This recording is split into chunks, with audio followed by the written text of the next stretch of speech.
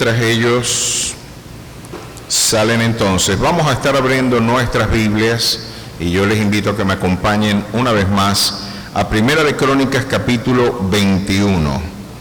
Crónicas capítulo 21, y estaremos meditando en esta interesantísima reflexión en donde hoy yo quiero ponderar algunos de los alcances, de las implicaciones de la soberanía de nuestro Dios, y queremos tomar como ejemplo una vez más el aspecto del censo de Israel. Algunas ideas que quedaron en el tintero pueden ser objeto de nuestro desarrollo en el día de hoy. Y vamos a estar meditando porque vale la pena reconocer que la idea de la soberanía de Dios no es un concepto muy popular hoy. Ya a partir del siglo XIX, el príncipe de los predicadores Charles Spurgeon decía de que la criatura cruje los dientes cuando se afirma de que Dios es soberano. Y crujimos los dientes, afirmaba el célebre expositor bíblico, porque queremos que Dios esté sentado en cualquier lugar menos en el trono de nuestras vidas. Que sea Dios el que gobierne, el que decida. Son aspectos que la naturaleza humana, en su abierta rebelión para con la voluntad de nuestro Dios, encuentra por supuesto una férrea oposición. Nosotros nos encontramos muy incómodos ante la idea de que Dios sea quien organice, dirija nuestras vidas, y después de todo, cuando hablamos del señorío de Cristo y cuando hablamos de la soberanía de nuestro Dios, el apóstol Pablo y la literatura, la defensa apostólica del Evangelio en el siglo I, cuando integró esta concepción, tomó gran parte de las imágenes, gran parte de las figuras y imágenes retóricas que se consagran en el Nuevo Testamento para hablar de la soberanía de Dios, fueron tomadas del derecho romano. Y es muy interesante que en el vocabulario, en la sociología de la experiencia cultural del siglo I, ustedes recordarán que en el derecho romano los esclavos eran interpretados como instrumentum buccale. Esto yo lo he reiterado en muchas ocasiones. La posible traducción de esto sería, muchas gracias, la posible traducción de esto sería una herramienta parlante, una herramienta que habla, y así era entendido un esclavo, pues una persona que no tenía voluntad propia, sino que en última instancia era su dueño quien le daba el uso que él mejor lo consideraba. Así que cuando se hablaba de un esclavo, el mayor esfuerzo que la filosofía del siglo I, o no del siglo I, estamos hablando del siglo IV antes de Cristo, con la política de Aristóteles, Aristóteles afirmaba, como el gran padre de esta concepción, era que para justificar la esclavitud de un hombre tenemos que sustraer la dimensión humana, la hominidad, así la conocerá luego el planteamiento jurídico medieval. Tenemos que negarle la hominidad, en este caso al afrodescendiente. Luego en el siglo XVI, siglo XV, finales del siglo XV, XVI, tendremos que negarle la hominidad al indígena. Tendremos que decir que el indígena no es hombre, y tendremos que decir que el negro tampoco es hombre, no tiene alma, porque después de todo, para convertirlo en una herramienta parlante, yo tengo que sustraer esa dimensión de dignidad que le confiere la naturaleza humana. Pues así fue entendido. Y Juan Ginés de Sepúlveda, por ejemplo, el gran jurista que hizo vida en el Perú colonial, llegó a afirmar algo bien interesante. Algo interesante pero perverso, y que eso da razón de la vergüenza étnica que alguna gente siente por muchas veces su color, el endorracismo que muchas veces algunos pueden tener, deriva de esta concepción tan lesiva que en el mundo colonial aquí se abrevó bastante. La idea de que, por ejemplo, los indígenas eran monos sin rabo. Y Jefferson, uno de los padres de la nación, presuntamente, ¿verdad?, garante de la libertad, en una ocasión Jefferson dice que todos los hombres eran libres, pero en esa hipócrita reflexión tendríamos que decir que todos los hombres menos los negros, porque el mismo Jefferson decía que los negros eran talking monkey, eran monos hablantes. Era necesario sustraer la dignidad del hombre para luego esclavizarlo. Esta era la concepción que la esclavitud a lo largo de los siglos integró y se hizo necesaria entonces la articulación de una perspectiva antropológica que viniera a lesionar la dignidad humana para luego justificar la institución esclavista. Esta es la anatomía patológica de esta crisis. Nosotros hoy no la entendemos porque hoy no hay esclavitud, tal como la conocimos, por ejemplo, aquí, en la misma Coro del siglo XVIII y del siglo XIX, una persona afrodescendiente podía costar el valor de un burro en la vela. Imagínense, y eso es algo bastante lesivo a nuestra dignidad, algo que es una vergüenza para nuestra historia que haya sucedido. Pero tristemente eso es lo que hace el corazón corrupto del hombre. En el vocabulario bíblico, la expresión cuando queremos hablar del dominio de nuestro Señor y de hecho del señorío de Cristo, de la soberanía de Cristo, el derecho romano le viene a prestar a la literatura bíblica entonces una imagen muy poderosa. Cuando queremos hablar del gobierno de nuestro Dios es el dominus, que el derecho romano le quería conferir, en este caso, o el kyrios, que le quería conferir al César. El cristianismo dijo, ningún hombre le podemos dar el estatus del Señor de la historia. A ningún hombre le vamos a conferir el estatus del señorío, de la soberanía irrestricta del universo. Algo que han soñado los grandes caudillos y líderes totalitarios es que se les puede identificar a ellos como una suerte de divinidad encarnada. Ha sido un esfuerzo a través de distintas culturas. Atahualpa, acá en el Perú, en el Cusco, llegó a afirmar que no se mueve una sola hoja del campo si no es bajo la anuencia y bajo su soberana voluntad. Imagínense cual Jehová Dios de los ejércitos, pues.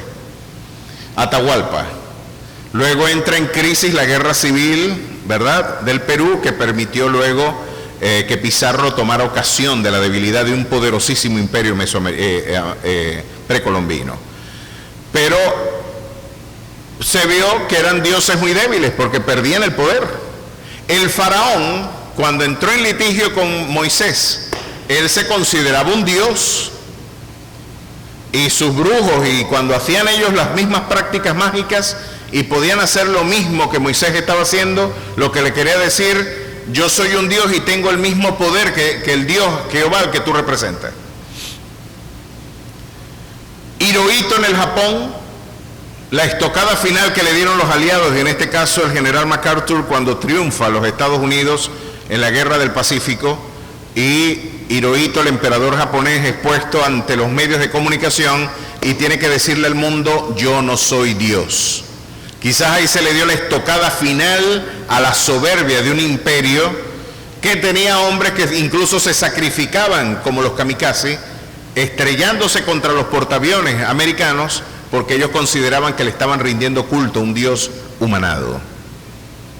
El sueño de todos los líderes caudillos totalitarios es rodearse de esa áurea, ¿verdad?, mística, iriática, que de alguna manera le confiere un estatus divino. El César no fue la excepción y la iglesia fue la piedra en el zapato para esa perspectiva. La iglesia dijo: de ninguna manera. El dominus de la historia, el señor de la historia, el kyrios de la historia, es aquel carpintero que en la Palestina del siglo I murió y resucitó, y que hoy decimos que es el alfa y es el omega, es el rey de reyes y señor de señores, es el principio y es el fin de la historia, es el que era, el que es y el que ha de venir.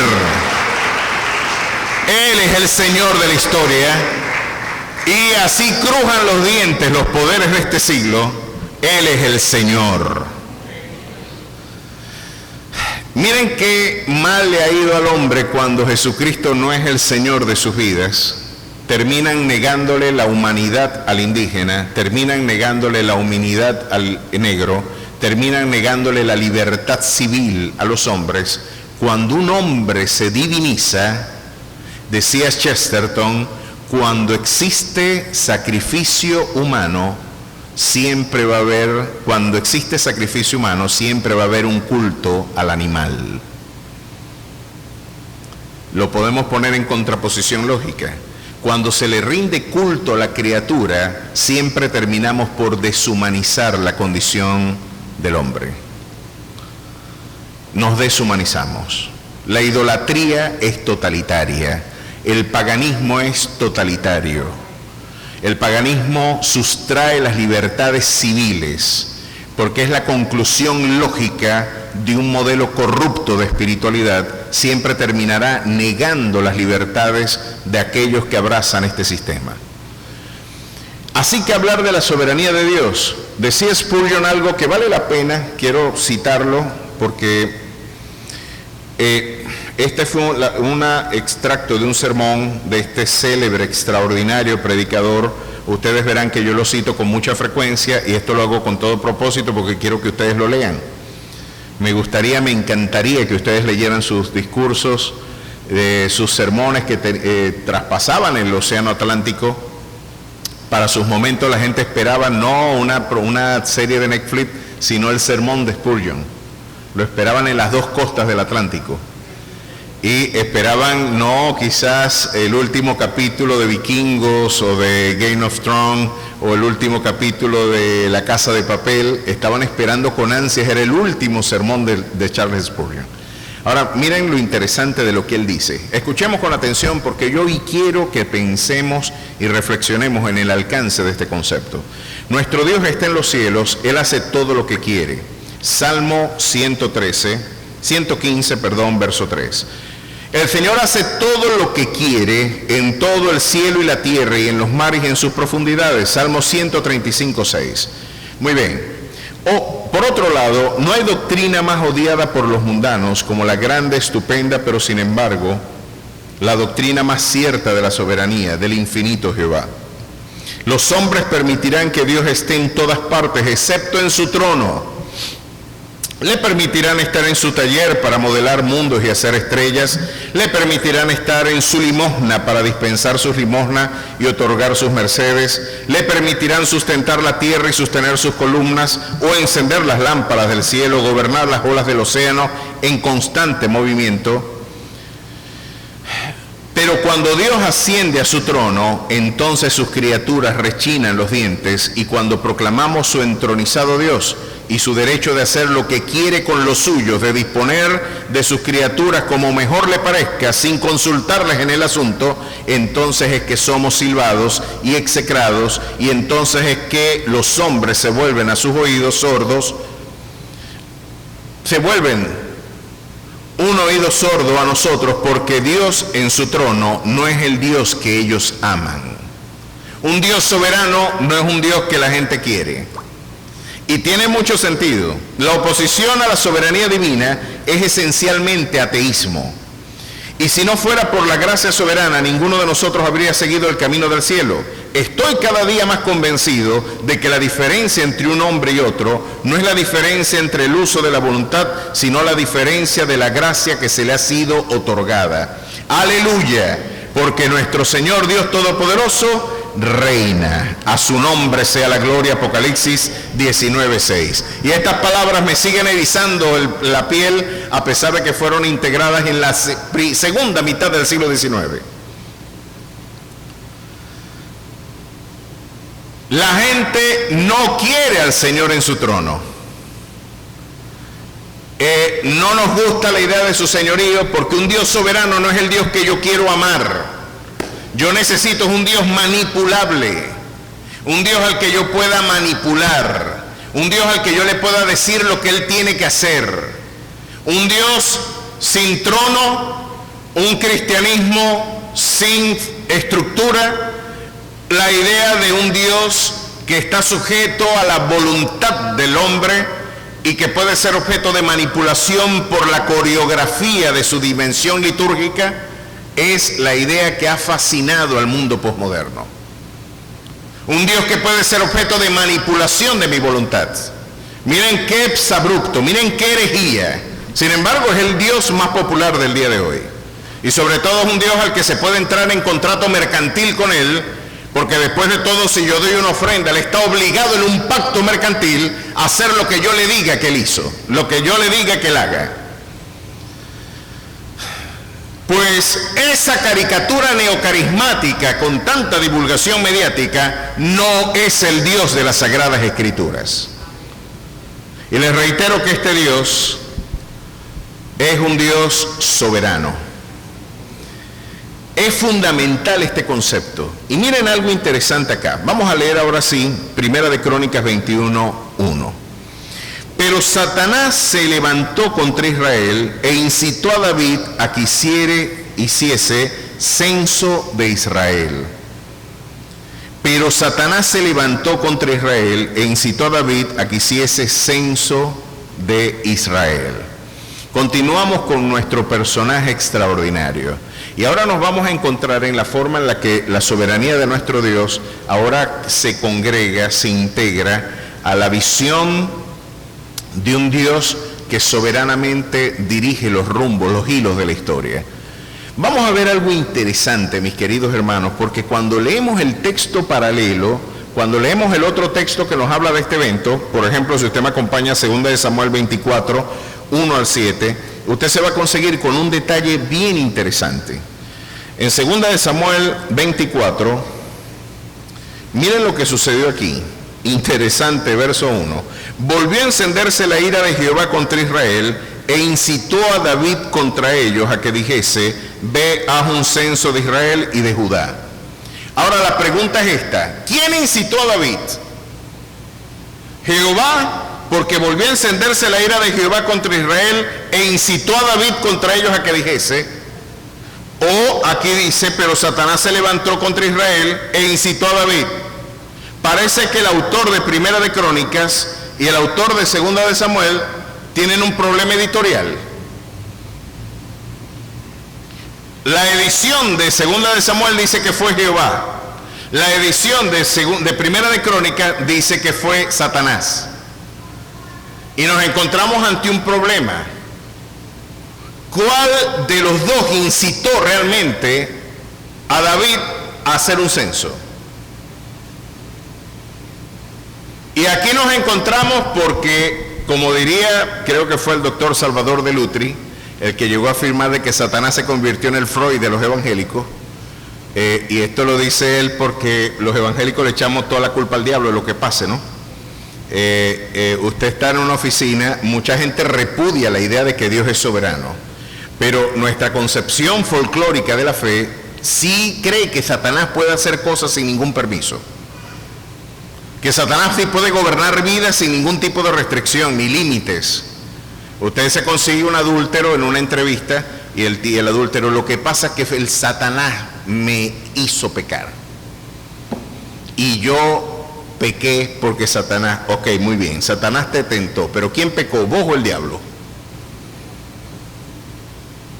No voy a negar el hecho de que él es el tentador y él vino a matar, hurtar y destruir. Pero ¿quién pecó? Porque él te presentó el chocolate. Pero ¿quién le echó garra al chocolate? ¿Se lo comió él o te lo comiste tú? Ahí tenemos algo bien cómico e interesante que ver, ¿no? Tenemos a un Dios que de alguna manera ahora nos brinda esta perspectiva, esta doble perspectiva de un mismo quebranto, y que el libro de Job viene a darnos una luz acerca de la forma en la que Dios gobierna soberanamente la historia. ¿Por qué me interesa este concepto? De aquí vamos a derivar muchísimas extraordinarias lecciones de vida. Extraordinarias lecciones de vida que, mis queridos hermanos, no hay nada más terapéutico para el corazón afligido del hombre. Créanme, escúcheme lo que se lo está diciendo, se los estoy diciendo yo con las heridas de mi propia alma, y ahora con el testimonio de múltiples batallas de vida, de mi carrera espiritual, tengo que brindarles como testimonio que no hay una idea más terapéutica, no hay una experiencia más alentadora, no hay una idea más consoladora que la idea de saber que el mismo Dios que a usted le ama es el Dios que también le aflige. El Dios que a ti te ama es el que está en control de tus lágrimas. El Dios al que tú amas, el que te amó apasionadamente, desproporcionadamente, es el que está en control absoluto de cada molécula de tu aflicción, de cada experiencia personal, del dolor, de la aflicción, del quebranto, de tus lágrimas, de tu enfermedad, aún de tus realidades más lesivas. Qué bueno es saber que el mismo que te ama está en control de eso. Saber eso, mi querido hermano, a mí me trae mucho consuelo. Porque ¿qué le parece a usted saber que el dolor que a usted le van a infligir está en las manos adecuadas y terapéuticas? Oye, este cirujano me va a hacer una herida tremenda, pero esta cirugía es para mi bien. Esta cirugía se va a traducir en una experiencia transformadora, terapéutica, restauradora. Así que esta idea de la soberanía de Dios es fundamental entenderla. Y les decía yo que el libro de Job nos viene a dar una luz interesantísima, porque ahora vamos a ver dos perspectivas. Acompáñenme un momentito al prólogo de Job, y usted verá entonces que la aparente contradicción editorial entre Crónicas y Samuel en realidad no es una contradicción, es una visión complementaria de un mismo evento. En el libro de Job nos vamos a encontrar con este relato interesantísimo. Qué bueno es saber que Dios reina. Y miren cómo reina de soberano. Para hacer la historia más sencilla, porque es una narrativa algo larga, en el verso 8 del primer capítulo, verso 7 dice así: estaban reunidos los hijos de Dios, ¿verdad? Dios los había convocado. Un día vinieron a presentarse delante de Jehová los hijos de Dios, entre los cuales vino también Satanás. Y dijo Jehová a Satanás: ¿de dónde vienes? Respondiendo Satanás a Jehová dijo: de rodear la tierra y de andar por ella. Y Jehová dijo a Satanás: ¿no has considerado a mi siervo Job, que no hay otro como él en la tierra, varón perfecto y recto, temeroso de Dios y apartado del mal? Respondiendo Satanás a Jehová dijo: ¿acaso teme Job a Dios de balde? ¿No le has cercado alrededor a él y a su casa y todo lo que tiene? Al trabajo de sus manos has dado bendición. Por tanto sus bienes han aumentado sobre la tierra. Pero extiende ahora tu mano y toca todo lo que tiene, y verás si no blasfema contra ti en tu misma presencia. Miren la apuesta que Satanás hace, y luego Apocalipsis 12 nos dice que Satanás acusa a nuestros hermanos de día y de noche. Miren qué oficio el de él, ¿no? Pero qué bueno es saber que a pesar de que hay alguien que nos acusa de día y de noche, hay uno que nos defiende de día y de noche también. Y que puede decir: hijitos, estas cosas os escribo para que no pequéis. Pero si alguno de vosotros hubiere pecado, abogado tenemos para con el Padre, a Jesucristo el justo. Ante el clamor de Satanás y el clamor de Jesús, ¿cuál cree usted que prevalece? Simón, Simón, Satanás os ha pedido para zarandearos como a trigo, mas yo he rogado para que tu fe no falte. Y es interesante porque usted se puede aterrar ante la idea de que Satanás puede pedirle para zarandearle. Y usted se puede aterrar. Pero miren la perspectiva que Jesús le brinda: mas yo he rogado. Ante el ruego de Satanás y el de Jesús, ¿cuál prevaleció? El de Jesús. Tú vas a ser afligido, pero luego que seas afligido, miren qué interesante, y continuemos con el hilo de argumentativo. Si usted me acompaña a Primera de Pedro, Pedro nos va a dar la extraordinaria lección hacia dónde se dirige Dios con el proceso que comenzó en la afirmación de Jesús. Y después que tú hayas afrontado eso, ve y consuela a tus hermanos. ¿Cómo él consoló después a la iglesia? ¿Cuál fue el consuelo que él brindó después de haber sido consolado? Miren lo que dice la Escritura: mas el Dios de toda gracia, que nos llamó a su gloria eterna, Primera de Pedro 5:10, mas el Dios de toda gracia que nos llamó a su gloria eterna en Jesucristo, después que hayáis padecido un poco de tiempo, el mismo que te afligió, el mismo que te metió en el valle donde la muerte hace sombra, el mismo Dios que te lleva, y ya veremos por hasta dónde puede llegar su soberanía, ese mismo Dios, el que te hirió, y como dijo Jeremías, el que te vendará, mira lo que va a hacer en ti. Él mismo os perfeccione, afirme, fortalezca y establezca. A Él sea la gloria y el imperio por los siglos de los siglos. Amén. ¿Qué les parece? ¿No es de alguna manera el camino a Emaús y la perplejidad de los que marchan de espalda a la ciudad santa sigue siendo una experiencia recurrente en el afligido del día de hoy? Alguien podría decir: Nosotros pensábamos que Él iba a ser el Redentor de Israel. Alguien podría decir, yo esperaba algo distinto para mi vida. Yo esperaba que Dios me ayudara de una manera distinta en mi experiencia. Yo esperaba que las cosas salieran de una manera diferente, y usted sigue caminando de espaldas a Jerusalén. Pero hace falta que el mismo que nos afligió nos encuentre en el camino de la vida, del dolor, de la aflicción, y abra las palabras, su escritura, y desde el Moisés hasta los profetas nos haga entender y ardan nuestros corazones para discernir y entender que no está perdida la causa, que es absolutamente necesario el transitar por ese camino, por esa misma experiencia lesiva, por ese dolor inefable, que, como diría el hermano Leonard Ravenhill, quizás le está sintiendo el fuego al infierno mismo en tus pies. Pero ese Dios de toda gracia que nos llamó a su gloria eterna, después, no antes de que hayas padecido un poco de tiempo, ese mismo Dios perfeccione, afirme, fortalezca y establezca. A Él sea la gloria por los siglos de los siglos. Él es el Señor y no tiene que pedir permiso para adelantar sus propósitos eternos. Él es el Dominus de la historia. Él es el auténtico Kyrios. Y con esto es una bofetada tanto a los poderes políticos de este siglo como a nuestros temores.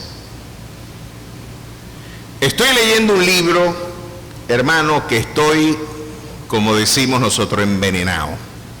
Me tiene enamorado ese libro, se los recomiendo, en verdad búsquelo. Y La depresión espiritual de Martin Lloyd-Jones, el llamado Spurgeon del siglo XX. Fue un médico prominente, un médico que adelantaba con creces a la mayor parte de su gremio. Para ese momento fue celebrada su trayectoria académica, y el hombre decidió consagrarse a la labor ministerial.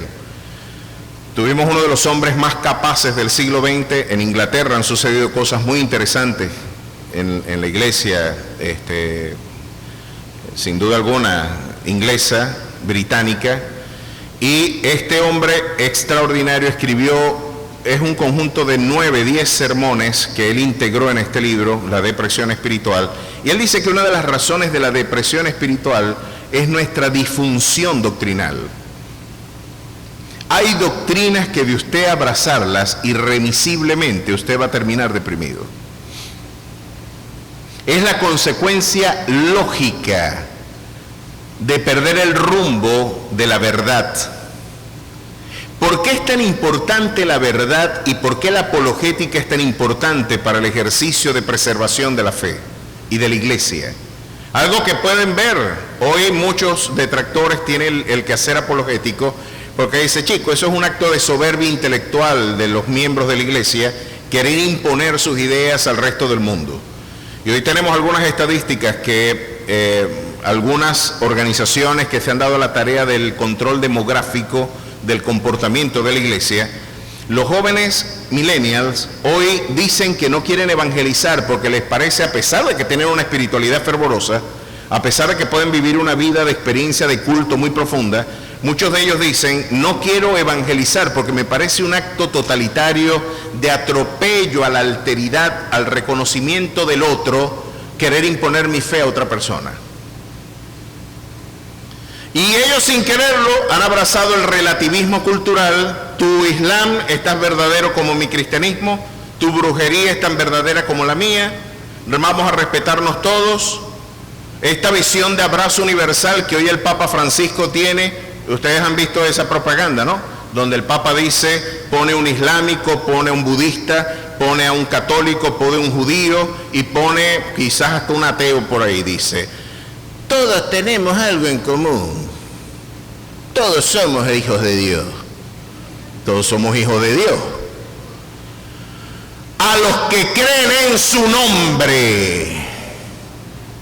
Y un islámico que afirma que Jesús es el hijo de María, de que todo aquel, en la sura 4 del Corán se afirma que todo aquel que afirme que el hijo de María es Dios, es un anatema, y la traducción es un maldito.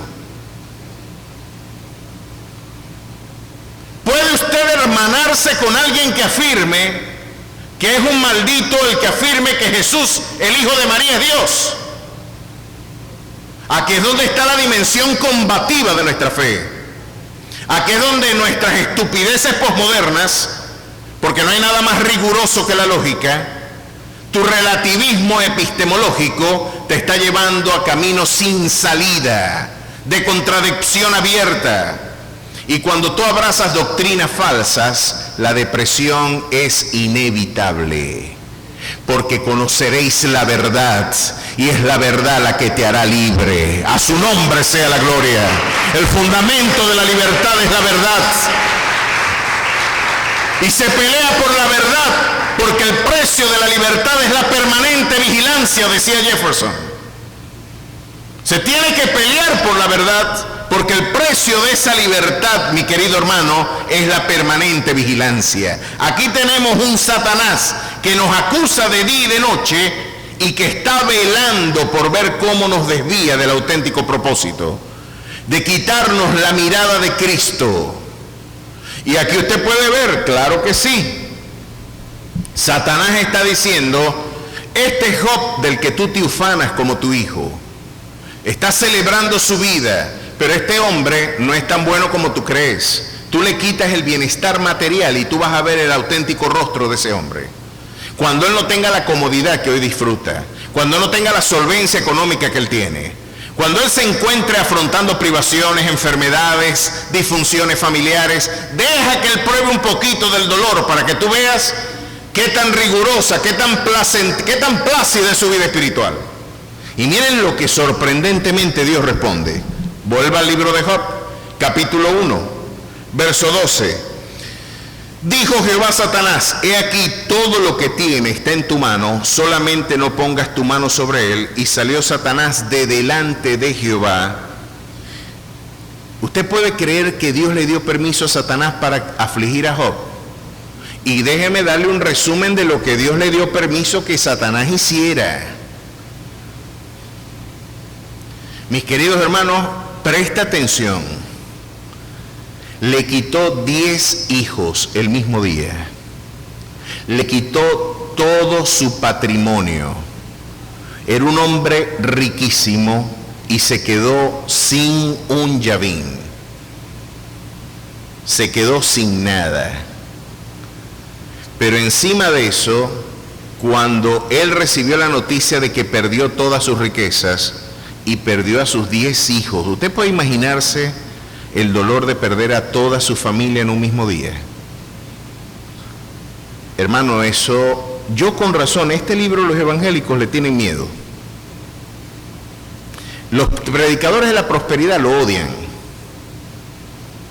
Porque este libro, yo he escuchado a Jonás González, por ejemplo, decir, yo tengo problemas, él mismo lo ha confesado, yo tengo problemas con este libro. Claro que vas a tener problemas con este libro. Este libro, decía John Piper, es como minas terrestres que si tú pisas mal te va a desbaratar toda tu teología. Tú estás caminando y tú estás creyendo que el pacto económico que diste en el enlace va a evitar, pum, y a lo que pisas el capítulo 1 de Job, se te desbarató toda esa fantasía. Y pisaste el capítulo 1, verso 12, pum, y explotó. ¿Y dónde quedó tu concepción? Claro que deben tener serios problemas que en este documento, y si ellos pudieran hacer una reedición de la Biblia, este libro no estuviera. Porque en este libro, cosas sorprendentes e inefables pueden sucederle a los que aman a Dios. Increíblemente, dice la Escritura en el capítulo 1, verso 20, cuando se enteró de todas las malas noticias, miren lo que él hizo. Entonces Job se levantó y rasgó su manto y rasuró su cabeza y se postró en tierra y adoró. A su nombre sea la gloria. Qué maravilloso hombre, qué cátedra de espiritualidad. Miren la bofetada que le dio al enemigo. ¿Creen ustedes que Dios no se habrá sentido satisfecho con ese sacrificio de alabanza que él presentó? Rompiste los pronósticos, y yo me imagino que en una batalla de proporciones cósmicas, si pudiéramos ver el universo y se descorrieran los velos de la eternidad, ver a los ángeles esperar cuál va a ser la respuesta de Job. ¿Qué va a decir Job cuando se entere que perdió todo? Y miren lo que dijo y quedó como testimonio para la eternidad. Desnudo salí del vientre de mi madre y desnudo volveré allá. Jehová dio y Jehová quitó. Sea el nombre de Jehová bendito. A su nombre sea la gloria. Este es un héroe. Y Satanás, avergonzado, dijo: bueno, la verdad yo esperaba otra cosa, ¿no? Y me imagino los ángeles viendo: el Señor siempre tiene la razón. Él conoce la madera de su muchacho. Él sabe la respuesta que es su naturaleza, porque no lo va a dejar ser tentado más allá de lo que él puede soportar, sino que juntamente con la crisis le dará la salida. Él conoce lo íntimo del corazón y Satanás no. Él sí conoce la intimidad de tu vida y sabe hasta dónde él puede llegar contigo. Pero mira hasta dónde llega el control soberano de tu Dios. Y Satanás dijo: no, yo creo que si hacemos alguito más y apretamos la cosa, va a responder como yo pienso. Quítale la salud. Hermano, y fue lo que hizo en el capítulo 2. Mire lo que dice en el capítulo 2, verso 2. Y dijo Jehová a Satanás: ¿de dónde vienes? Respondió Satanás a Jehová y dijo: de rodear la tierra y de andar por ella. Y Jehová dijo a Satanás: ¿no has considerado a mi siervo Job, que no hay otro como él en la tierra, varón perfecto y recto, temeroso de Dios y apartado del mal, y que todavía retiene su integridad aun cuando tú me incitaste contra él para que lo arruinara sin causa? No había una causa, no la había. Había un propósito, no una causa. ¿Puede ver la diferencia entre propósito y causa? La causa es una interpretación etiológica. El propósito es una reflexión teleológica. La causa busca los inicios, el propósito busca los fines. Esa es la diferencia. ¿Cuál es el fin que persigue Jehová? Miren lo interesante. Respondió Satanás, dijo a Jehová: piel por piel, todo lo que el hombre tiene dará por su vida. Pero extiende ahora tu mano y toca su hueso y su carne, y verás si no blasfema contra ti en tu misma presencia. Y miren lo que Dios dice otra vez. Y Jehová dijo a Satanás: he aquí, él está en tu mano, mas guarda su vida. ¿No le resulta sorprendente hasta dónde llegó el gobierno de Dios? Se lo entregó a Satanás. ¿Sabe que cuando el apóstol Pablo habla en 1 Corintios capítulo 5 de aquel hombre que se estaba acostando con la mujer de su padre, y la iglesia lo sabía, y era un acto de desorden moral inaceptable, que la iglesia la estaba tolerando? No, él vive con la mujer, con su madrastra, y se está acostando con la madrastra. Quizá el papá se casó con una mujer muy joven. Y Pablo dice... se escucha entre vosotros que hay fornicación, que ni aun entre los gentiles se menciona. Esto es una vergüenza. Que alguno tiene por mujer a la mujer de su padre. ¿Qué es eso? El tal sea entregado a Satanás para destrucción de la carne. Mis queridos hermanos, la iglesia está facultada a entregar a Satanás, aquí como Dios está entregando, en este caso, Dios a Satanás a Job. Esa es la auténtica disciplina. La auténtica disciplina no es que le quiten a usted la Santa Cena y usted se quede fuera de la comunión. Al pecador que persiste en el camino, el hombre que reprendido endurece la cerviz, decía Salomón, de repente será quebrantado y no habrá para él medicina. Así que los paralelismos son inquietantes. Es interesante que aquí la aflicción que está viviendo Job pareciera que fuera la aflicción de un inicuo, pero no lo es. Lo interesante es que la iglesia sí tiene otra facultad, y ahí es donde significa que esa potestad de atar y desatar se le fue conferida a la iglesia. Que todo lo que ustedes ataren en la tierra, la traducción literal es: ya habrá sido atada en los cielos. No es que Dios está sujeto a la voluntad de la iglesia, es que la iglesia después de todo está haciendo lo que ya Dios ordenó. Y eso no significa que Dios te dio un cheque en blanco para que Dios hiciera lo que tú le digas, porque toda la evidencia bíblica contradice esa doctrina.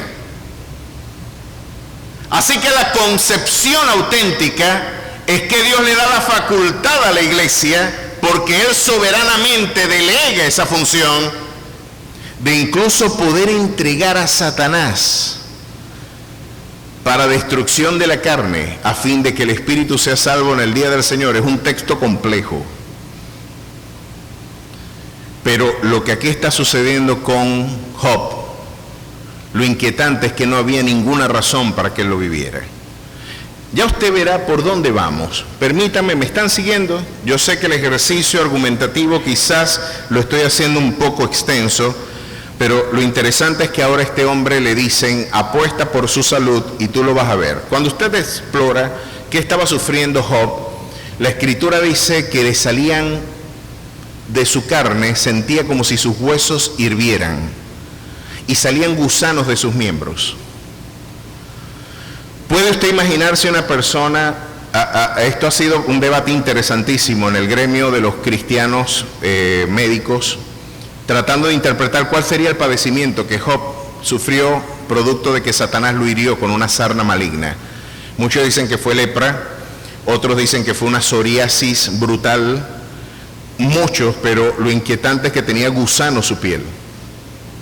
Y dice la Escritura que tenía delirios nocturnos, no podía dormir y conciliar el sueño. Decía, cuando duermo, entonces tengo pesadillas. Y ahí es donde él dice, yo estoy fuera de mí. Se sentía hasta loco. Se sentía incluso fuera de sí mismo. Miren qué terrible la condición. Ahora, queridos hermanos, lo interesante es esto. Jehová dijo a Satanás, he aquí él está en tu mano, mas guarda su vida. Entonces salió Satanás de la presencia de Jehová e hirió Job con una sarna maligna desde la planta del pie hasta la coronilla de la cabeza. Y tomando Job un tiesto para rascarse con él, y estaba sentado en medio de la ceniza. Y para agregarle la cereza, ahora la esposa le dice eso. Entonces le dijo su mujer, aún retienes tu integridad, maldice a Dios y muérete. Esta no fue ayuda idónea, sino ayuda y demonia. Y él le dijo, como suele hablar cualquiera de las mujeres fatuas, has hablado. Yo me imagino otra vez los ángeles mirando, si pudieran mirar para abajo.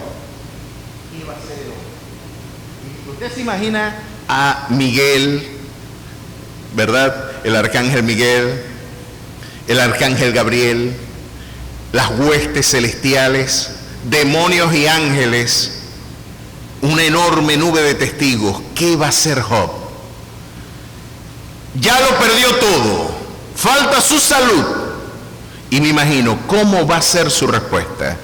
La respuesta fue, miren la que él dio.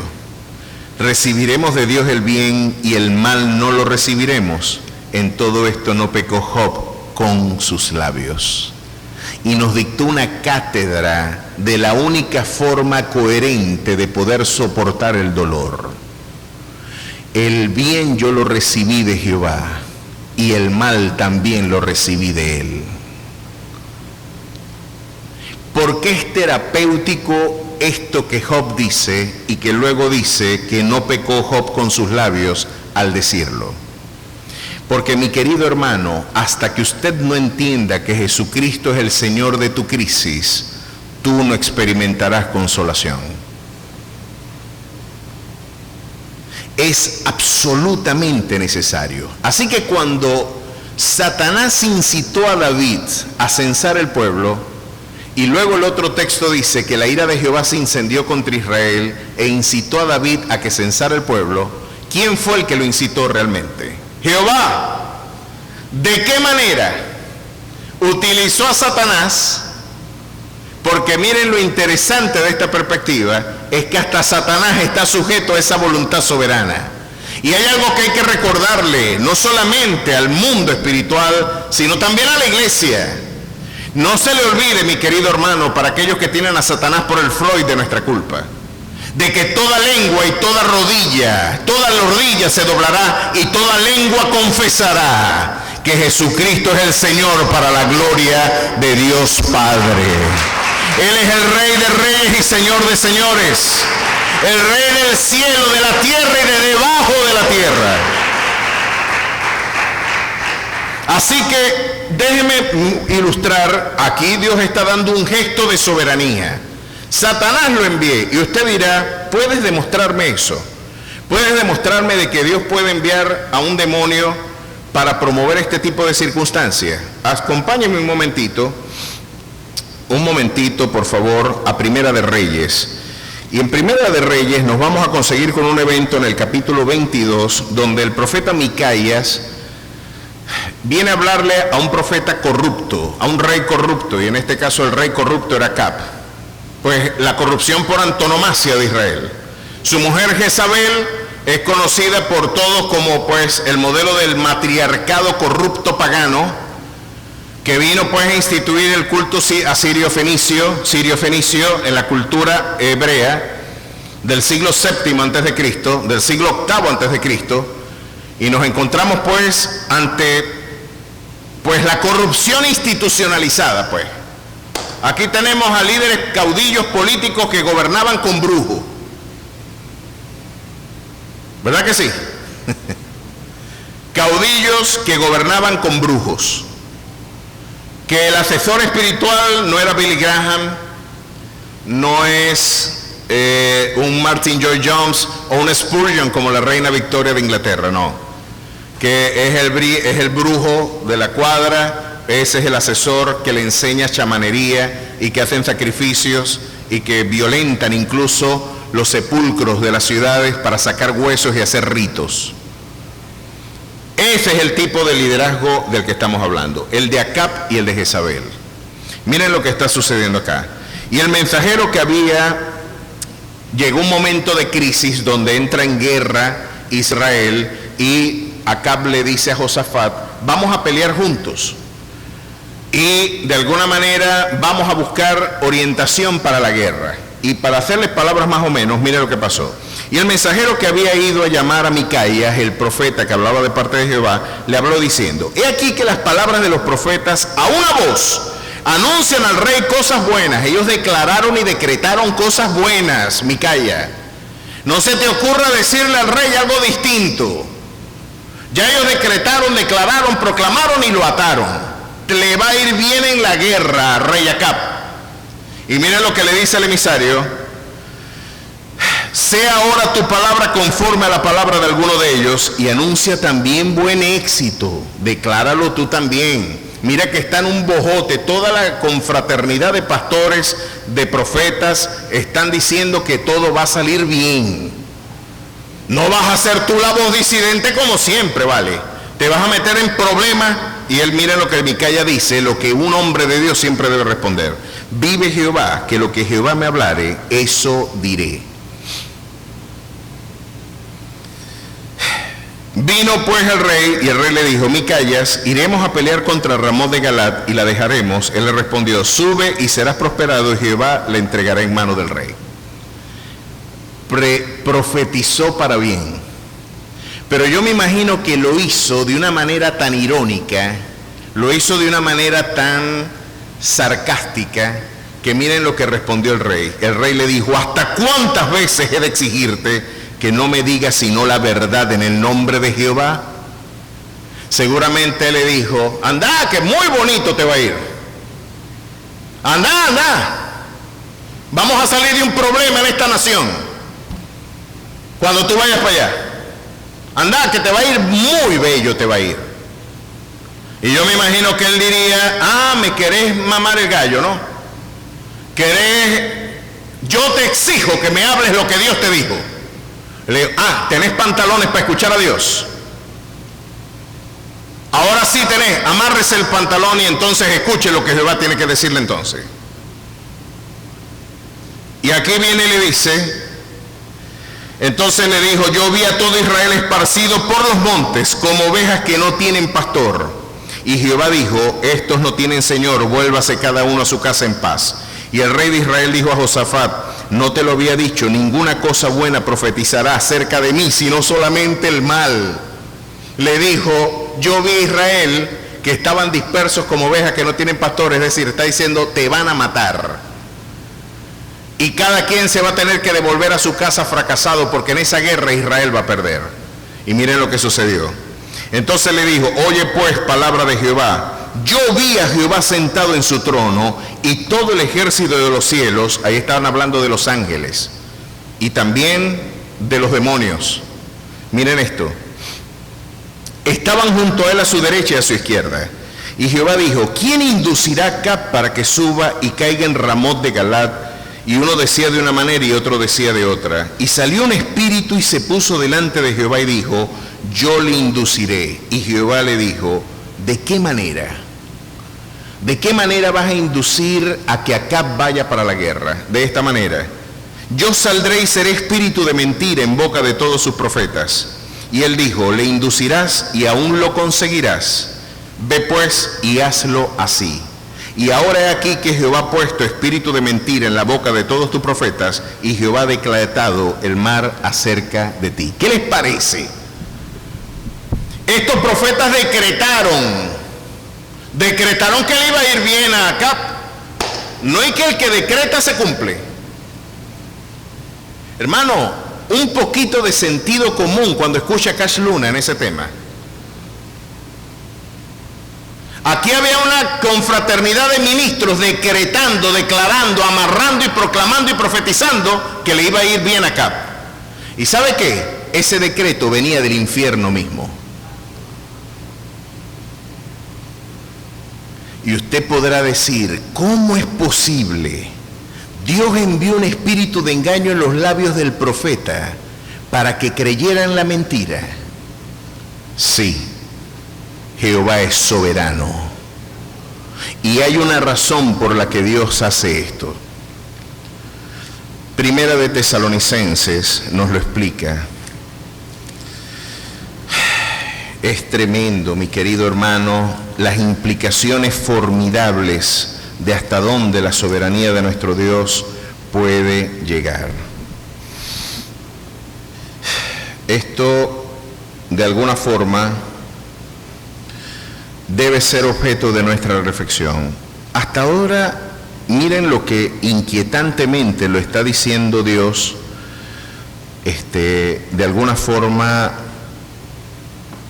al profeta, el apóstol Pablo le está diciendo. En el segunda de Tesalonicenses, capítulo 2, nos viene a recordar esta exhortación. Porque no vendrá sin que antes venga la apostasía y se manifieste el hombre de pecado, el cual es hijo de perdición, el cual se opone, se levanta contra todo lo que se llama Dios o es objeto de culto, tanto que se sienta en el templo de Dios como Dios, haciéndose pasar por Dios. Porque ya está en acción el misterio de la iniquidad, solo hay quien al presente lo detiene hasta que él a su vez se ha quitado de en medio, y entonces se manifestará aquel inicuo a quien el Señor matará con el espíritu de su boca y destruirá con el resplandor de su venida. Inicuo cuyo advenimiento es por obra de Satanás, con gran poder y señales y prodigios mentirosos. Va a haber prodigios mentirosos en medio de los falsos profetas. Y con todo engaño de iniquidad para los que se pierden, por cuanto no recibieron el amor de la verdad para ser salvos. Miren por qué Dios envía el espíritu de engaño. Por eso Dios les envía un poder engañoso para que crean la mentira, a fin de que sean condenados todos los que no creyeron a la verdad, sino que se complacieron en la injusticia. ¿No le resulta a usted inquietante pensar de que Dios puede enviar un poder engañoso? Claro que lo puede enviar como Rey soberano y juez justo. Porque no quisiste recibir el amor de la verdad, pues yo los entrego una mente reprobada para que hagan lo que no conviene. No quisiste recibir el amor de la verdad, Acab, pues tendrás profetas engañadores que te harán falsos vaticinios. Porque no quisiste guardarte en integridad para conmigo, porque no quisiste escudriñar la intimidad de mi voluntad, yo te entregaré a un espíritu engañoso para que creas la mentira. Dios es soberano. ¿Hasta dónde puede llegar la soberanía de Dios? Y volvamos ahora a Primera de Crónicas 21. Se está dando cuenta lo que David había olvidado. David se había olvidado de muchas cosas cuando tomó este censo, se le olvidó que el esplendor suyo. ¿Qué lecciones podemos entender? Porque a Dios le desagradó esta actitud de David y dijo: voy a incitar, ya que Israel despertó en mí ira. No se nos dice por qué, pero sí nos dice que Dios estaba molesto con Israel, había ira de parte de Dios para con Israel. Voy a incitar un censo para que ellos se midan. David reconsideró esta experiencia y se dio cuenta de que él no debía hacer esto. En el capítulo 27 de Primera de Crónicas, miren lo que nos dice aquí: y no tomó David el número de los que eran de 20 años abajo, por cuanto Jehová había dicho que él multiplicaría a Israel como las estrellas del cielo. Joab, hijo de Sarvia, había comenzado a contar, pero no acabó, pues por esto vino el castigo sobre Israel, y así el número no fue puesto en el registro de las crónicas del rey David. ¿Saben por qué? ¿Qué es la lección que Dios nos está diciendo? Hermano, tu pecado es que empezaste a pensar que eran tus talentos, tus recursos los que darían razón de tu victoria. Estás tan afirmado en tu talento, estás tan afirmado en tus capacidades, estás tan afirmado en tus competencias, que te olvidaste hasta que yo fui el autor de tu valor. Yo fui el autor de tu valentía, yo fui el autor de tus victorias, yo fui el autor de tus recursos. Si hoy tú tienes algo, no te jactes como si no lo hubieras recibido de mi mano. No será con ejército ni con fuerza, será con mi Santo Espíritu que tú vencerás. Y cuando estás tratando de contar y hacer un inventario de tus recursos, te estás olvidando de que se prepara el caballo para la batalla, pero es de Jehová dar la victoria. Porque Él puede salvar con muchos, pero también con pocos. Porque no, la pelea no es tuya. La pelea, cuando tú estás con Jehová, la pelea siempre la librará Él por ti. El peligro de tu esplendor social, David. Y hoy podemos decirle a la iglesia lo mismo. El peligro de tu bienestar económico. Cuando tú estabas perseguido, cuando tú no tenías fuerzas ni recursos, cuando tú eras un enano al lado de un gigante, cuando tenías a todo el estado persiguiéndote, tú orabas a mí así: Jehová es mi luz y Él es mi salvación, ¿de quién he de temer? Pero cuando tienes recursos y tienes todo a tu disposición, quieres contar y hacer un inventario de lo que tú cuentas. ¿Quién te dijo que tú triunfaste por tu brazo? ¿Quién te dijo que fue tu brazo la causa de tu victoria? ¿Quién te dijo que fue tu esfuerzo el que da razón de tu esplendor? Yo soy el Rey soberano de la historia. Yo soy el Rey de reyes y Señor de señores. Él es el que da la vida y Él es el que da la muerte. Él es el que enriquece y Él es el que empobrece. Él es el que abate y Él es el que enaltece. Porque de Él son las columnas de la tierra. A su nombre sea la gloria. Qué lamentable esta perspectiva de tu triunfo. Una vez más vas a tener que lidiar con el fracaso moral porque te afirmaste en tu propio poder. Mi querido hermano, todo lo que usted dispone, eche memoria de lo que usted tiene mejor en su vida. ¿Qué talento usted dispone? Cierra los ojos y eche cuenta ahí. Y usted haciendo arepas, comiendo. Yo soy un diantre para comer, muchacho. ¿Qué talento tengo yo para comer? Todavía no he conseguido lo que no me guste. Me dice, ¿usted quiere? Es que por querer es que estoy así. Le digo siempre que me preguntan. Por querer es que estoy así. Así que, eche usted el número. Soy bueno jugando fútbol. Soy bueno en esto. Tengo talento para esto. Mi querido hermano, hasta eso que tú crees que es tuyo y que a veces pensamos, pero es que Dios no ve lo que yo hago, y usted lo quiere poner como un activo de contrapeso en su argumento cuando batalla en una lucha de ignorancia con Dios. Mi querido hermano, hasta eso se lo debes a Él. Si tú tienes talento académico, se lo debes a Él. De Él viene la sabiduría, de Él viene la ciencia y la inteligencia. Viene de su mano. Si tienes recursos en tu cuenta, fue porque, miren cómo David, oye, qué buenas lecciones y qué buen discurso David nos brinda al final de sus días. Cuando David ya está de salida con acción de gracias, miren lo que termina entendiendo un hombre que ha sido procesado por Dios, que ha sido machucado. Primero tuvo la experiencia del triunfo maravilloso en guerras formidables, 10 veces más grande la nación, 10 veces más próspera, un esplendor inusitado, todos los enemigos bajo sus pies, y cayó en adulterio. La lección que el censo nos está enseñando es que debemos cuidarnos cuando triunfamos. Nada estaba mejor que cuando empezó a contarse. Porque quizás empezó a decir, mira lo que yo tengo en la cuenta. Yo no tengo que orar para que el Señor me provea. ¿Para qué voy a orar? Lo único que tengo que pasar la tarjeta. Yo soy soberano.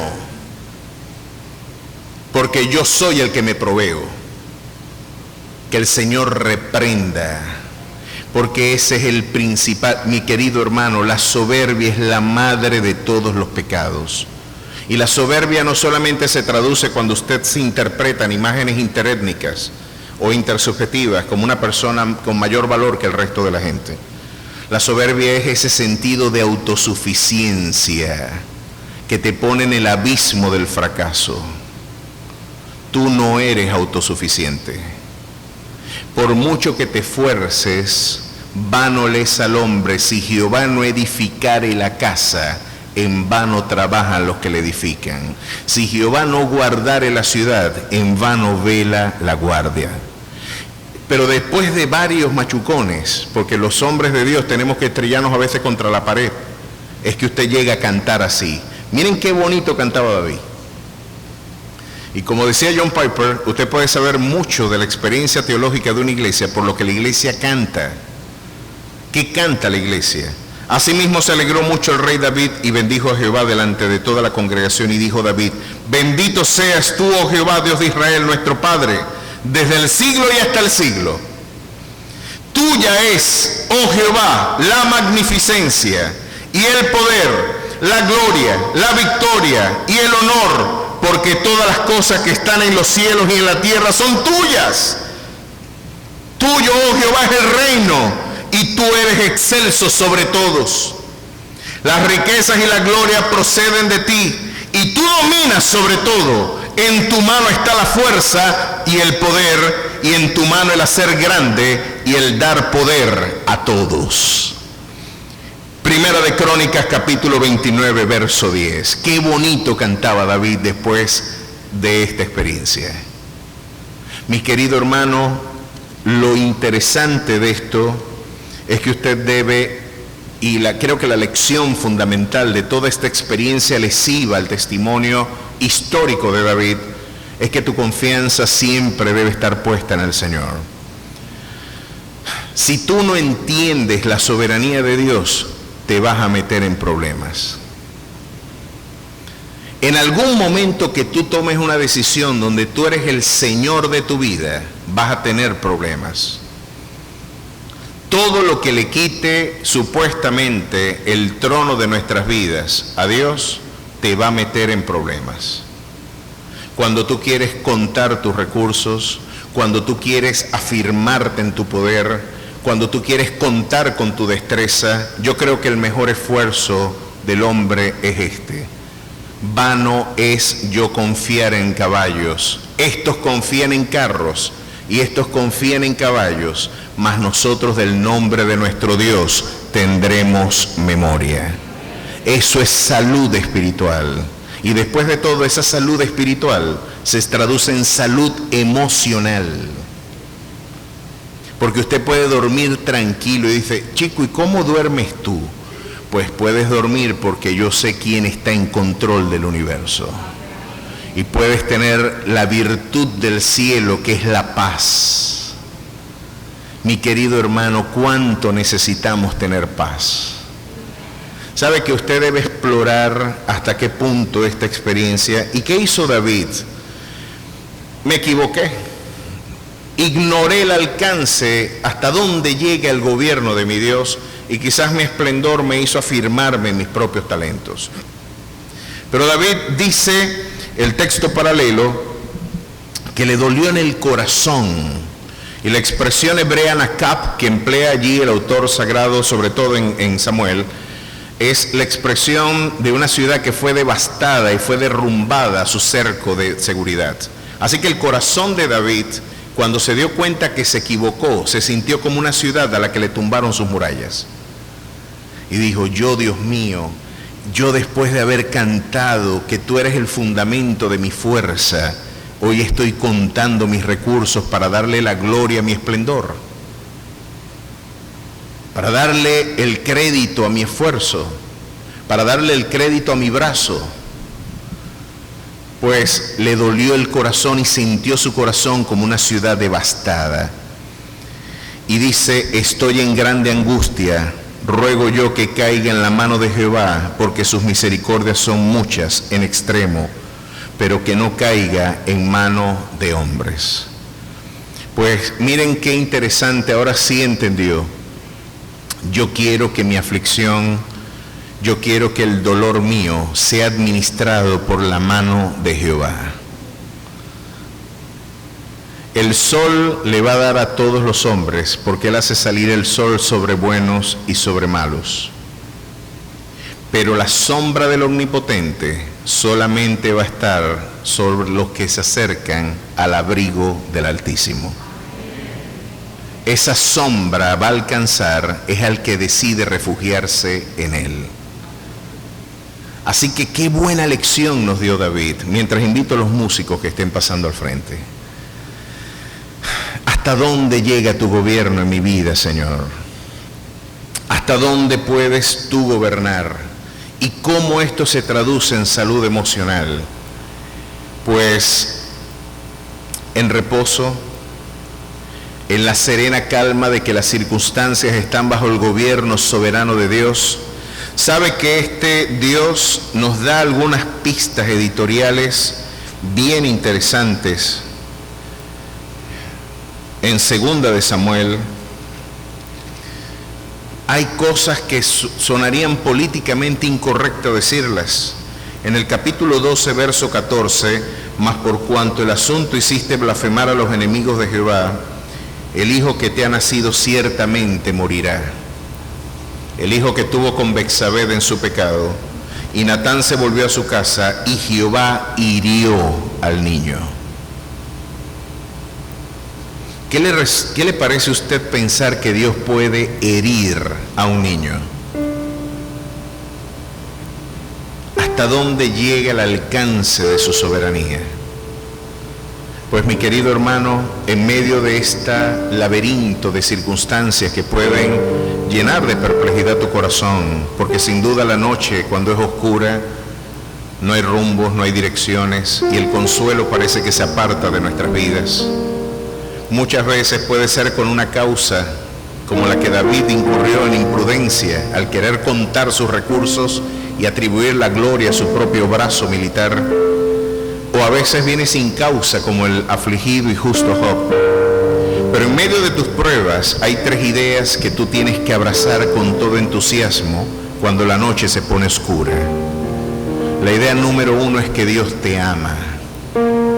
Y ese mismo Dios de amor, ese mismo Dios de soberano control, tienes que recordar siempre que Él te ama. Así hiriera al hijo de David, así hieras lo que yo más amo.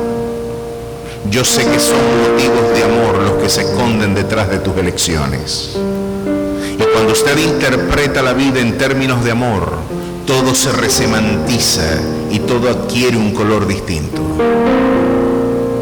La idea número 2 es que Él es justo. Nunca Él permitirá en tu vida algo que sea con despropósito a su precepto soberano. Así que si Dios tuvo que traer juicio sobre la nación por el censo de David, es porque era justo que Israel reposara en su confianza, en una confianza distinta que no fuera Jehová. Y era justo que Dios brindara retribución. Y la idea número 3, que es la idea que usted debe abrazar con todo entusiasmo, la idea que nunca debe olvidar para que usted experimente auténtica consolación y paz en su peregrinar espiritual, es que Dios es soberano. Él da vida y Él da muerte. Jehová mata y Él da vida. Él abate y Él enaltece. De su mano viene el dar la riqueza también. Y cuando usted la tenga, dele gloria y la alabanza solamente a Él. Y cuando no la tenga, también dele la gloria y diga: Jehová dio, Jehová quitó, sea el nombre de Jehová bendito. Porque tu tesoro no son los bienes de este mundo. Tu tesoro es entender que el Dios soberano de la historia es el Dios al que tú puedes llamar también Padre. Con amor eterno yo te he amado, nunca te dejaré y siempre te sustentaré con la diestra de mi justicia. Póngase de pie y celebre la grandeza de ese Dios.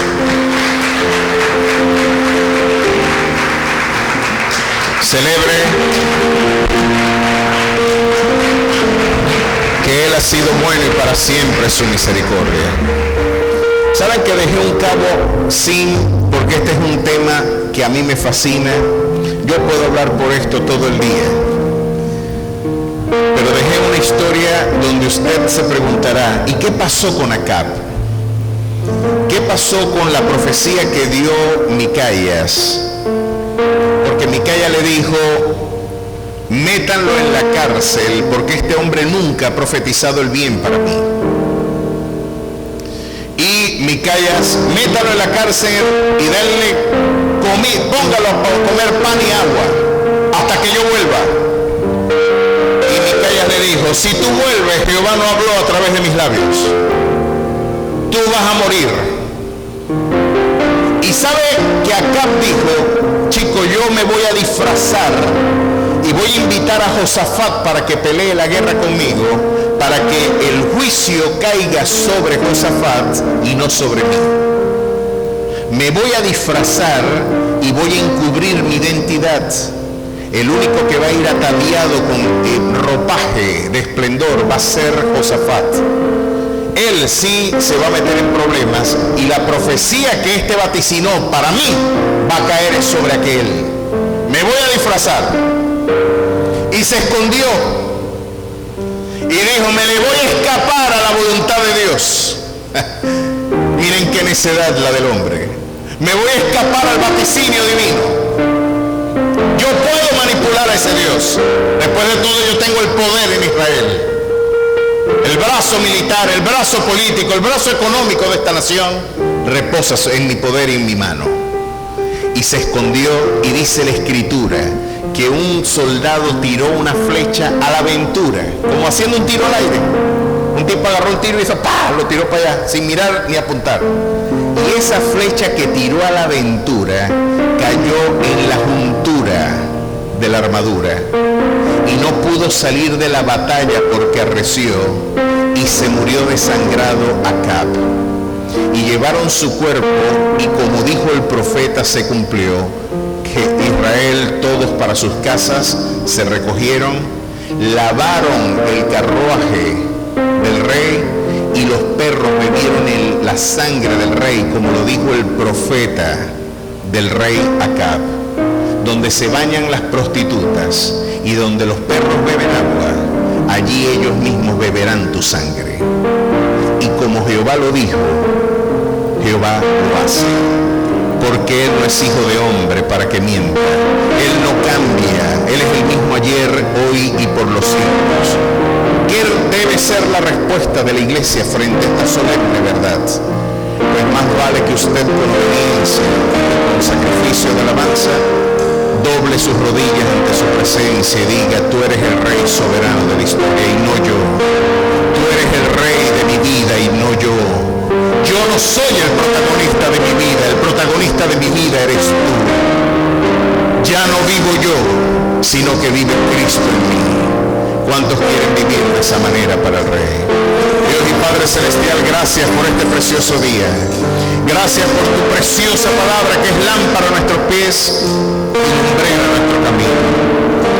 Sigue hablando y transformándonos a través de ella. Llénanos con tu dulce presencia.